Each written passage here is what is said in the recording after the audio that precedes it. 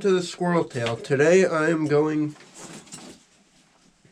to discuss how to dismantle a lock. When building a gun, it is commonly necessary to take apart a lock. Which is, something you gotta do from time to time. Now, it is a relatively easy thing to do, luckily, so the tools you need. Now, you want to be working on a metal blanket like this, or not metal, a piece of fabric like this. The reason is that if you drop something like a screw or something, it don't bounce as much. Well, if I drop it on a piece of plastic or wood, it bounces and rolls. Another tool you need, and since you already seen it, is a good set of screwdrivers. These locks can be rather expensive. You don't want to mar up the screws. So get yourself a set of screwdrivers that has these bits. It doesn't have to be this big, but a good set of flathead screwdrivers that will have the different bits to fit the various screws you're going to have to unscrew. You can use pliers, but a mainspring vise is also useful.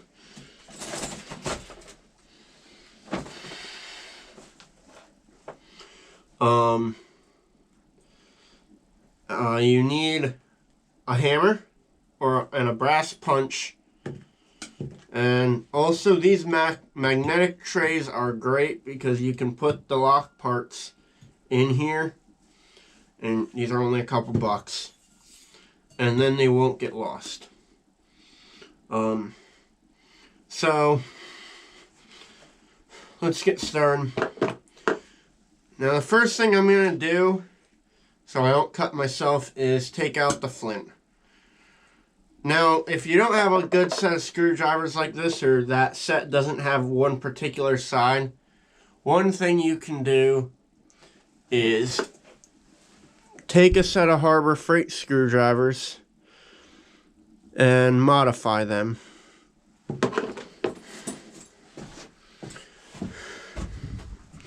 Let me get a little more.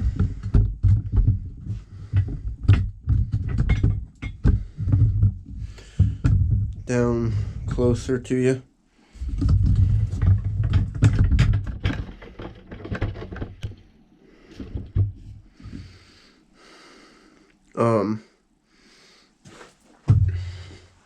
So I have this one ground to work right in the top jaw, and this is actually one I keep in my shooting box normally.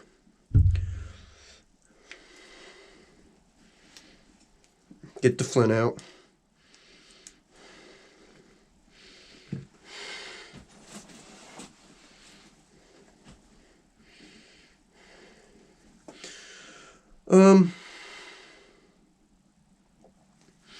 And after that, the next thing I'm going to do is remove the mainspring. So I'm going to put it on half cock, and then I'm going to take my vise. I'm going to set it up where the top part is right there, and this goes along there, so I'm going to get nice even pressure. I'm going to compress the spring, maybe one turn.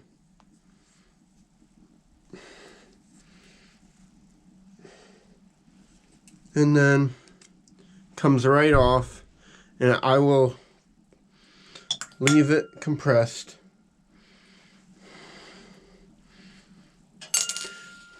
And now, just to show you something real quick.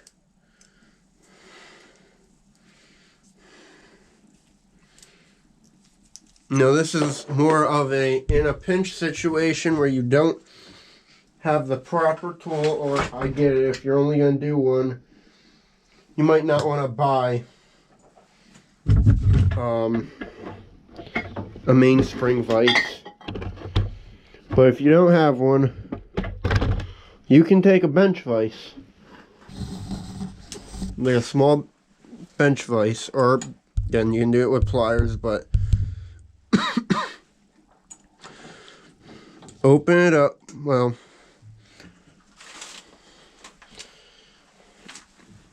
no, I accidentally grabbed the percussion lock, but it's the same process. I'll discuss that later. Again, cock it, and again, carefully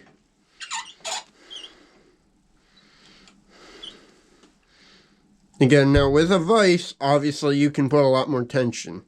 So just be careful you don't over tension it. And compress the vise. Release the hammer. Boom. Your lock's off. And again, to put it back on, I slide it.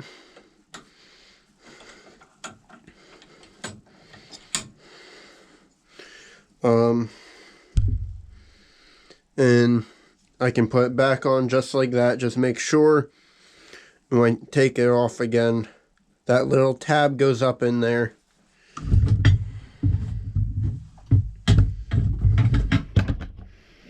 Now, something to note, sometimes you'll see, and I've seen it before, now, flintlocks have been made since like 1600s. I think around 1680, don't quote me on that. And, and they were made for service through the mid-1800s, and then people started making replicas pretty in the mid-19th century, maybe before then. When my grandfather was building, they had like hataways and stuff like that they used to use. Today, your main names are Chambers, L&R, and Siler. Alright, Chambers, L&R, and Davis. Your Silers are owned by Chambers, so this is the lock I am taking apart as a Chambers small Siler. So sometimes, not every lock's going to be the same. If you have a French musket lock, it might not be exactly the same as this lock, but it'll be pretty similar. And one thing I've seen is that instead of this tab,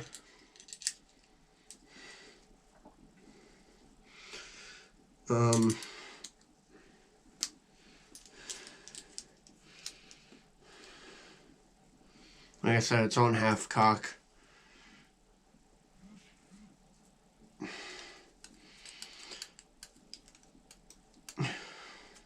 Instead of this little tab here, you actually have a screw. And then all you do is take off the tension and then do that.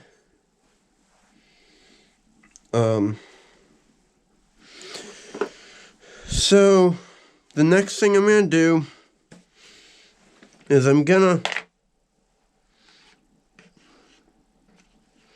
find the one bit that fits these screws here really well.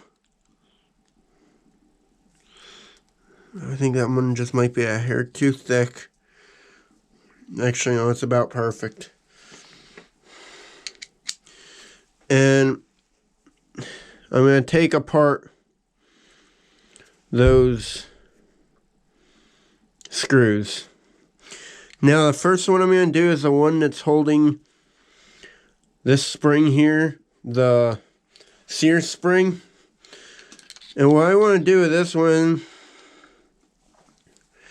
is I want to take the tension off. So I'm going to take a few turns and I'm going to pop it like that.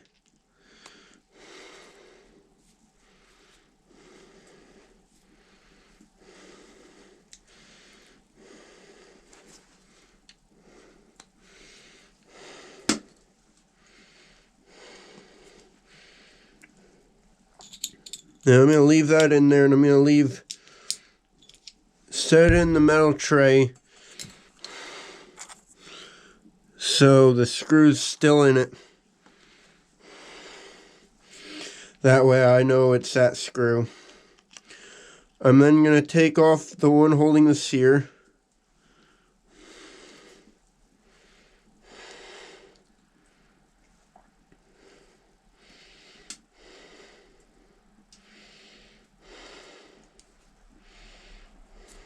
And again, I'm going to put it through the sear.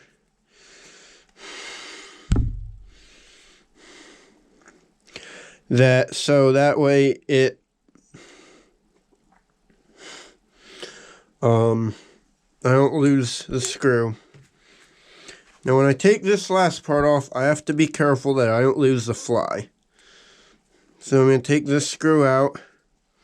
This is just holding the bridle to the lock plate.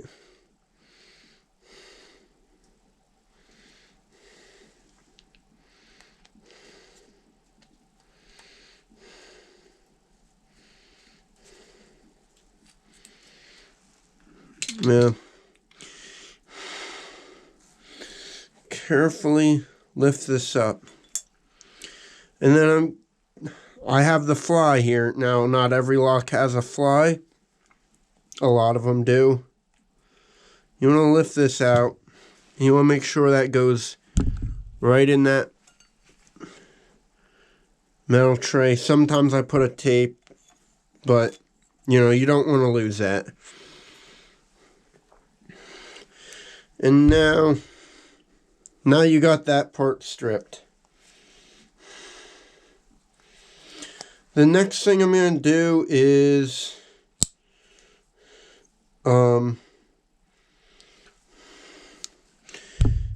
take off this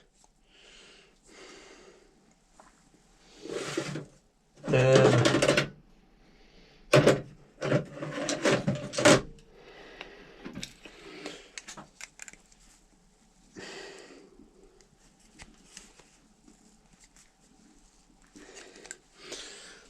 I want to make sure sometimes it's good to take tension off. And you can normally get away with some pliers.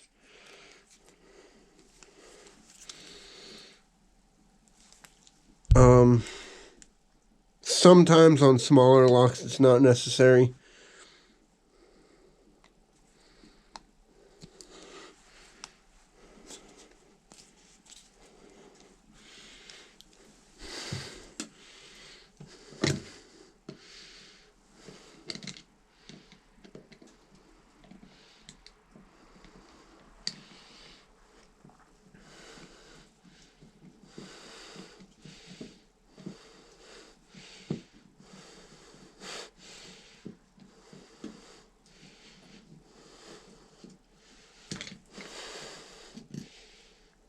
I'm going to take the frizzen spring out. And again, so I know what screws what. I'm going to put the screw back in the frizzen spring. And then I have that off.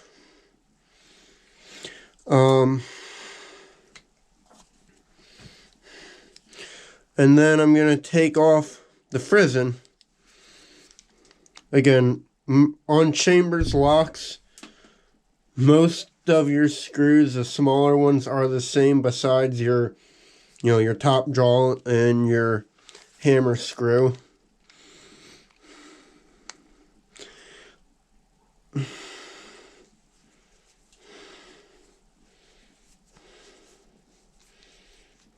And like I said, you can quickly take off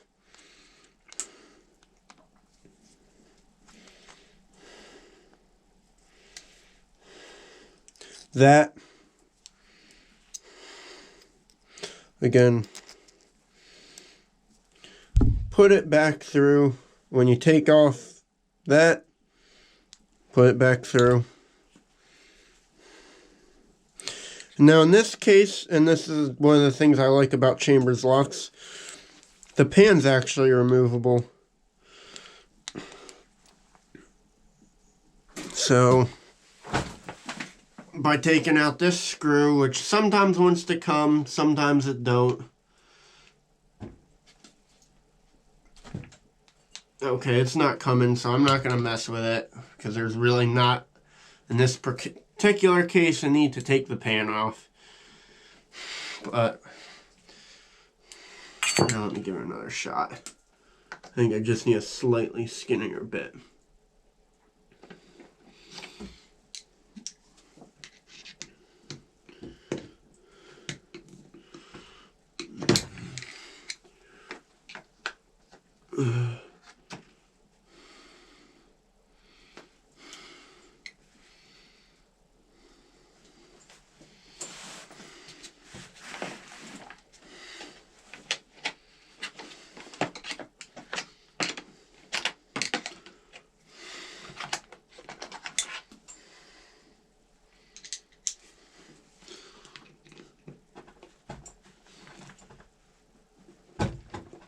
There we go.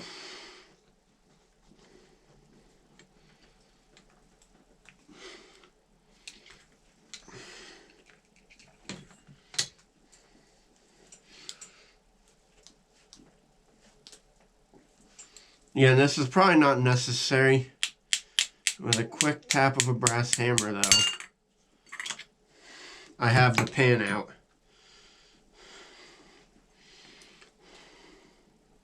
Again, oftentimes the pan's cast right into it, so you can't do that.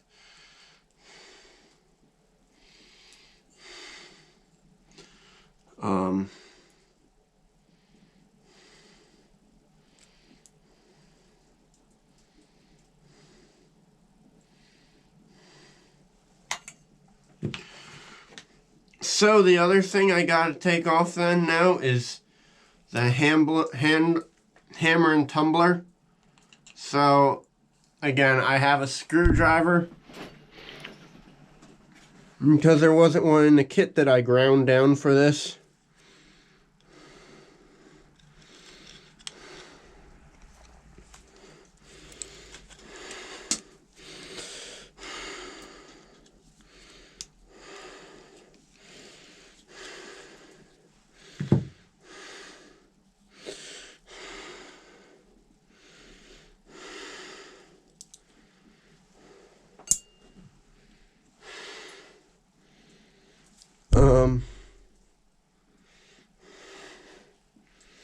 And so now I have that screw out, but now I still got to get that out.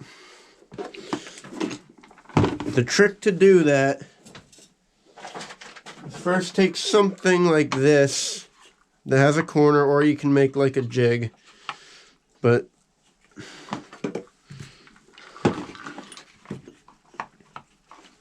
in this case this works good because I'm supporting it by three different surfaces.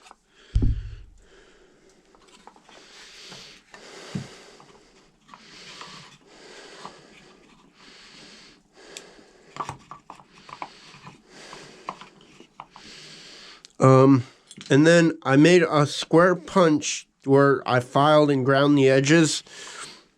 So it's exactly, fits really closely to that diameter of that square lug. You can see that. So I'm just going to take that and tap that. Make sure you use a brass, not a steel punch. And there you go.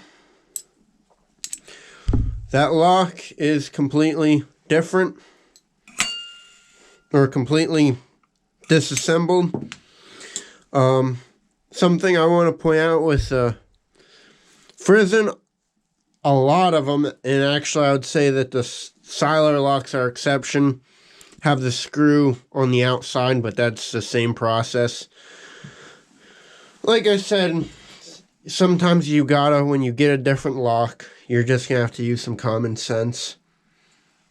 But most of them are very similar. In a note, you can see the internals of this lock. This is a percussion small siler. Are almost identical, so in disassembling this, the only difference is you don't have to worry about the frizzen in the pan. It's just a hammer, and then the main spring and sear assembly. So that's kind of what it is. If there's any questions, I am going to show you a picture at the end of a musket lock and a small Siler lock to show you how they are similar. So I hope you enjoyed the video. Please hit that subscribe button. Thanks for watching. Remember to like, comment, subscribe for more great content, and check out our Instagram page at @SquirrelTailShow.